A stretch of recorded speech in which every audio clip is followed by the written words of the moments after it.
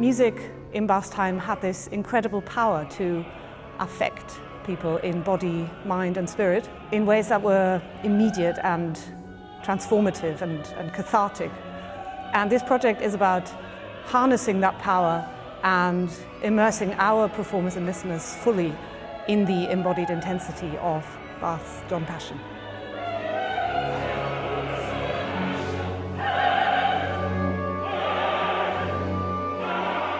When you read about how music affected listeners in Bach's time, their testimonies are really quite striking in their bodily intensity. Music contracted their innards and made their hearts leap. It could taste like vinegar in your throat. It could melt your earwax. It could draw your soul out of your body. In classical concerts today, we don't tend to experience many of these effects because we're asked to play and listen in a particular way. And so we wanted to use some of this history as an inspiration for doing things differently now.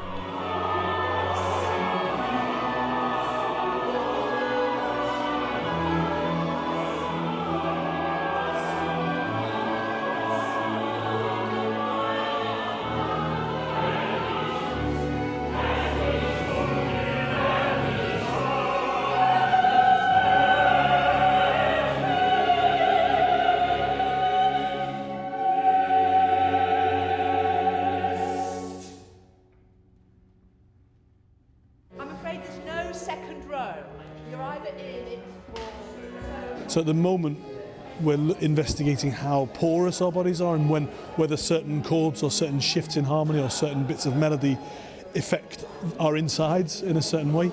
We're also investigating what that does as collaborative performers and to see if we can encourage one another to feel what each other is feeling, which I think is a really interesting part of the process. And it's also just a brilliant exploration of this piece which lots of us know very, very well, but we're doing it without a conductor and we're doing it sort of in the round, so we're not performing it to an audience, we're just sort of singing and playing to and for one another.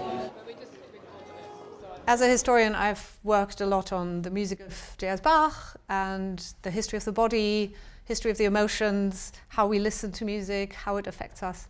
And then when we met, this synergy seemed to come about, and so I think we thought we should see where that takes us if we put together the history with the professional practice and the performance practice. It's absolutely true. As a performer, I think we're all aware that our whole bodies are involved with making music and in hearing it, but actually seeing historical evidence from the time of Bach's music that was how people experienced their bodies, much more flow, much more porousness, led us to this 2-day workshop on the Sir John Passion at the Royal Academy of Music with a number of other performers who were absolutely open to this way of working.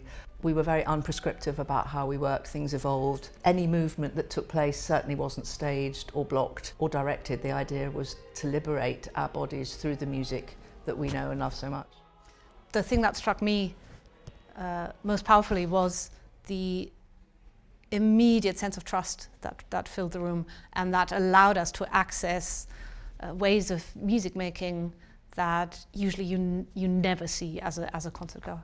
I think maybe one of the things we're trying to look at today is, I think it's from the inside out. So if we're given sort of permission to feel what the music and the words in their combination tells us to feel, along with what information we get from colleagues, that we don't have to do any gestures, but if you feel like something comes, then I think that's great.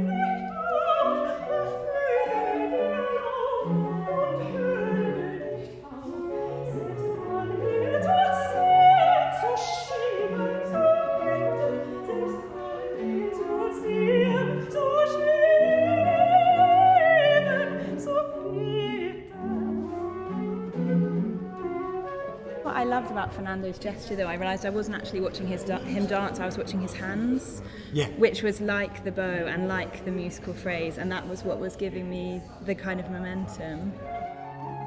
Because obviously this is danceable music, and it carries an implication of dance to anyone who hears it in their body, particularly people who are steeped in that tradition of the 18th century. But you can't actually dance in church. So you've got that physicality being engendered within you through your pores, literally through your porousness. But you can't, there's that tension between the dance form and the urge and the inner sensation and the social convention not to, I think must have been incredibly powerful.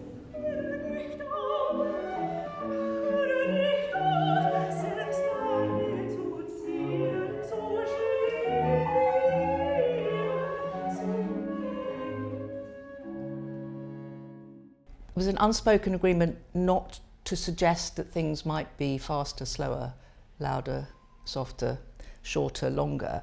So these prescriptive instructions or invitations that happen so much in rehearsals, those were out the window.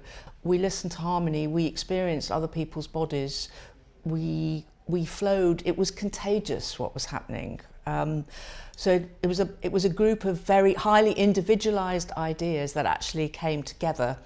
And there were things flowing all through the room the whole time. Yeah, and I think we helped that flow along as well, right? With some of the experiments we did, especially I'm thinking of the chorales, we had that particular moment of asking people to stand back to back, singing the chorales to help them feel the other musicians' musicality through their skin.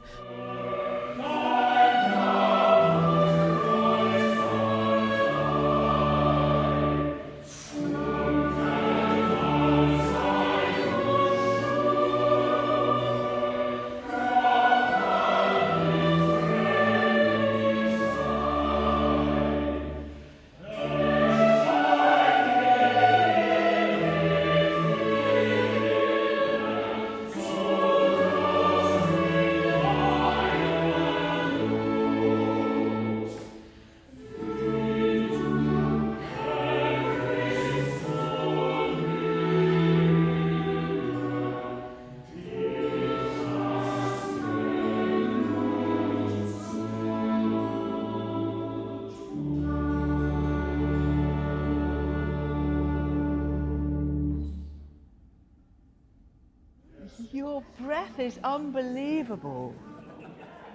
Then we also used some very specific historical materials to inspire some particular kinds of flows. So that image we used of the sin-infested heart, where these little viruses crawl about the body and make you feel like you are in this state of illness or unwellness because you are one of the perpetrators, and then sing a chorale like Petrus, der nicht denkt, zurück.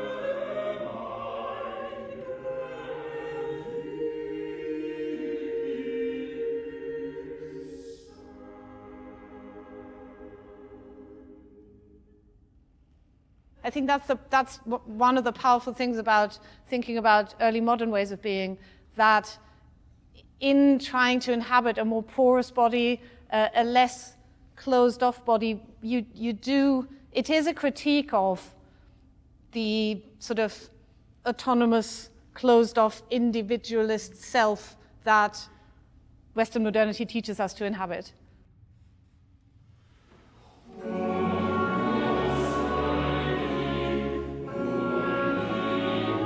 I think one version of chorales is that it's that sort of automated, it's a hymn, so now we're all singing the tunes and the words we know. Another one which I tend to align myself with is that they are like individually very different, very reactive to what's gone before. Each one has its own world, harmonically and even in terms of tonality. And I wonder if we don't just think of the in-breath as a temporal thing, but it's also an affective thing, that we breathe in a way that instructs and includes expression and colour and dynamic, and as well as time.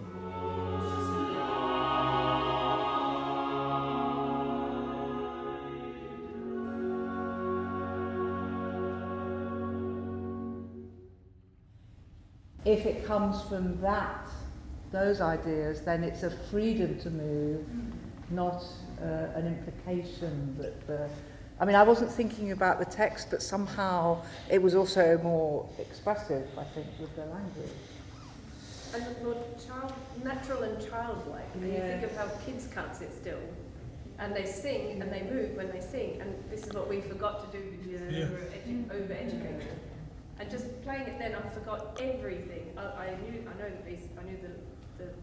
what was going on, but I didn't overthink anything. It's very frequent as singers that we have or something that's more like it's not a word as such, it's like or like something that's like a recognition of pain or not being able to express something. And then I was thinking about, in physical terms, about also that things about the soul and about belief are often referred to in quite sort of viscerally painful ways, which is for us maybe that's maybe a helpful way to think about these things being expressed like something like a really horrific sudden pain in your knee or something, but we don't tend to think about spiritual conundrums or spiritual challenges in that sort of maybe immediate way now. Because we all have to say many times in this kind of music, and it's easy to forget that it's essentially like something like that. There's an immediate reaction to something. Yeah, I think this piece for sure is one of those that is meant to make your teeth grate and rattle, and is meant to, there's lots of other ways that people describe that physical pain of being the one who caused, all this,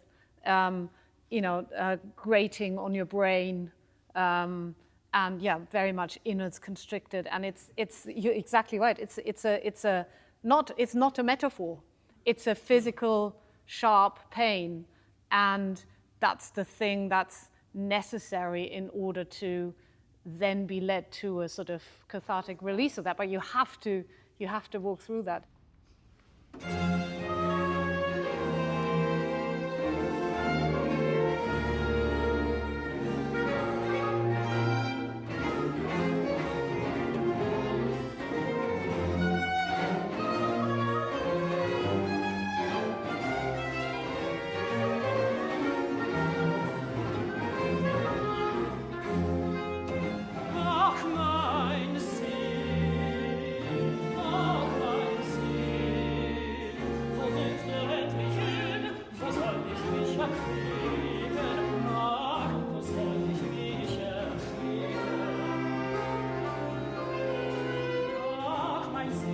It's so clear that we are being asked to think about what happens when we let people down, either in a big way, really tragically big way, as in this case, or even in small ways. So it really does touch our guts, touches our humanity.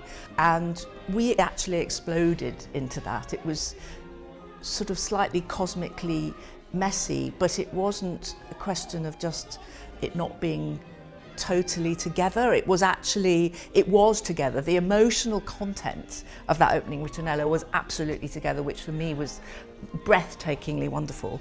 And we pushed the singer to his limits, but we absolutely inhabited the rhetoric, the affectiveness, the difficulty, everything about the aria is awkward. How you get the bow on the string to start, the directional bowing, the rests, a couple of really tricky shifts that are perilous.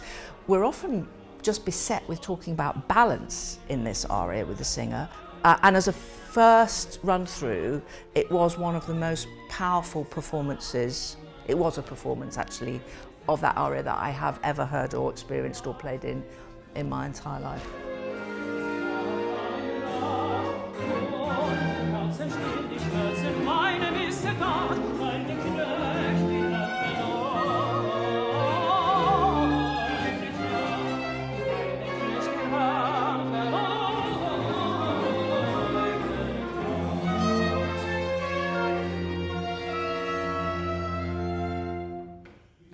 We've all done this piece, I think, more than Bach ever did. So and that challenge, we know this aria is called Ach mein Sinn, so we sing Ach mein Sinn and forget what it means and what it connotes. That's the one thing. The musical information, there's all this F sharp minor, there's loads of conflict of like, is it double dotted, is it not, there's lots of kind of things that don't quite match up even before you get to the structure of it, which is so messed up. It's not, the initial material never comes back, which is almost unheard of. And then also, if he'd have wanted to write something polished and lovely, he would have written a Barmadik, which happens at exactly the same point in the Matthew. But this is as far from that, really, as it's possible to be, metrically and texturally. And so that he's obviously saying something about Peter here that he didn't say elsewhere.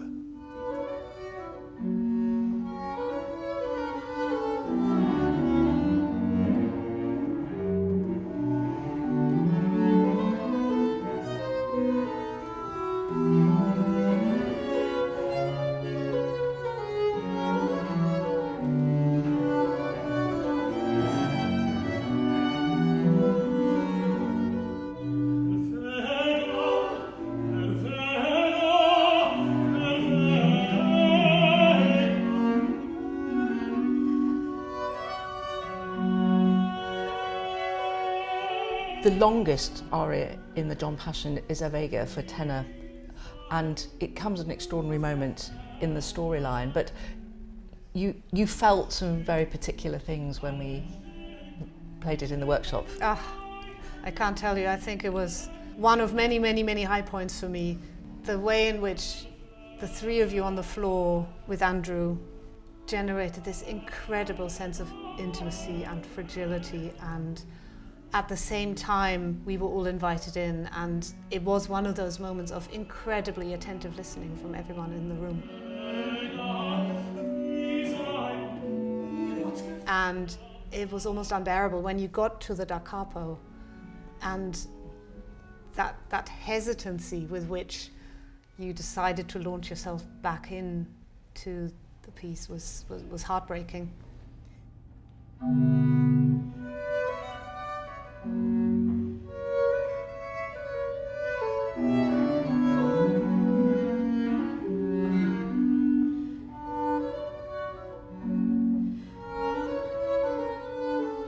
It was almost unbearable to start that, actually, and it was probably physically slower than we'd started it. Probably slower than I knew Nick would come in, but I simply couldn't get the bow on the string and move my body any further.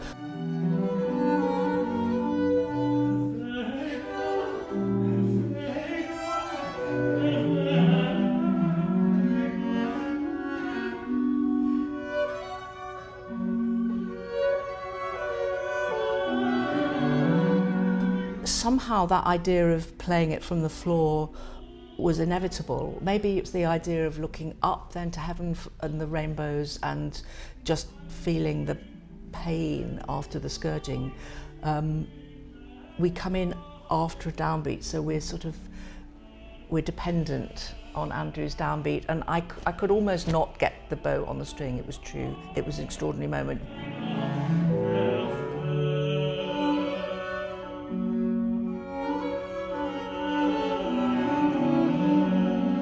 Nick trusted, we trusted the room, and you're right, everybody was in that aria. It wasn't just the few of us playing and singing it. that was, I think, the power of the room.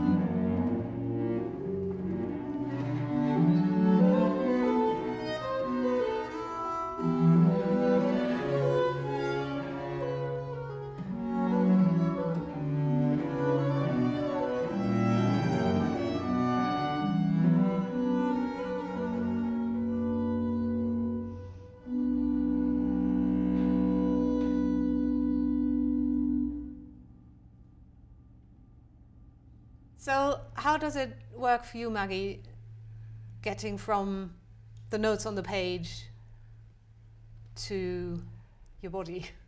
Well, I'm absolutely convinced that the notation does show you how to move, how to play, how to listen.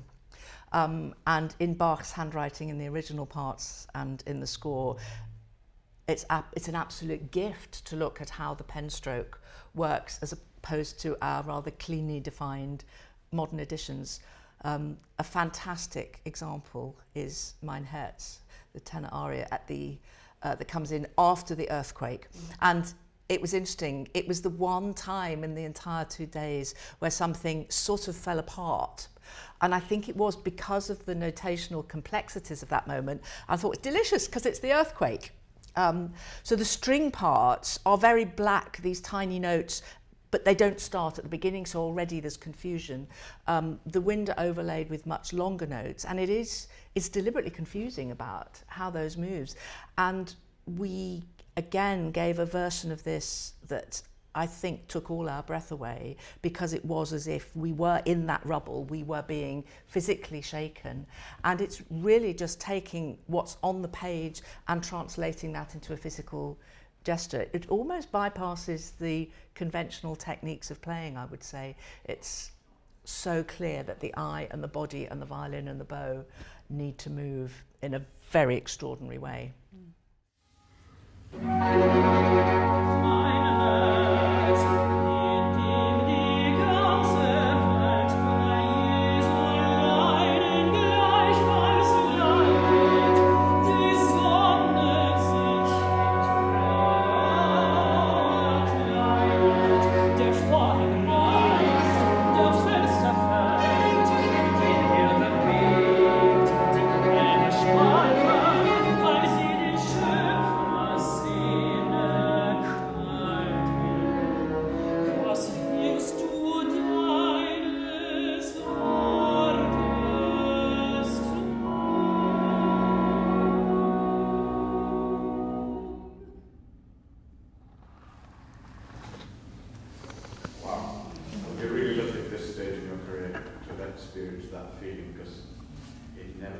No, it doesn't. Can confirm. Can we just all of us kind of close our eyes and think what that sort of activity might make our body do?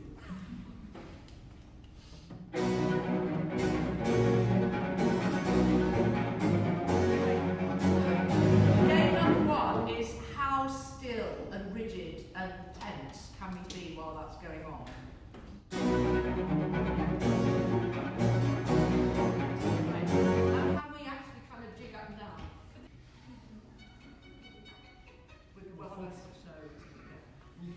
So, sort of, can we, yeah, should we instrumentally, should we all promise to kind of jiggle a bit as well?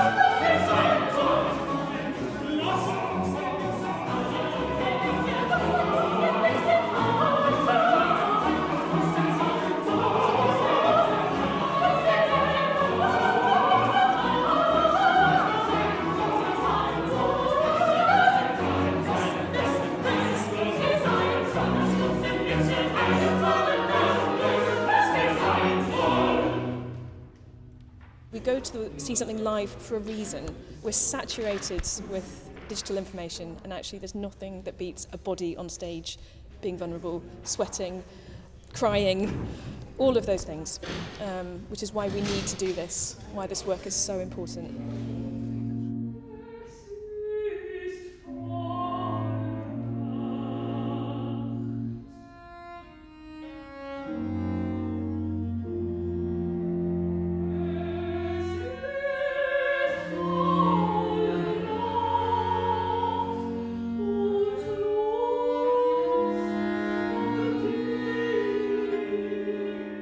I felt myself kind of gripping the chair, not through any kind of like vocal tension, but just because I was so like moved. I just felt this kind of like gripping tension. And I often feel that and don't know where to put it. And usually I put it in trying to control the sound. So like I'll put it in my jaw or my tongue. But this, I felt like I was able to really let myself feel the tension and release.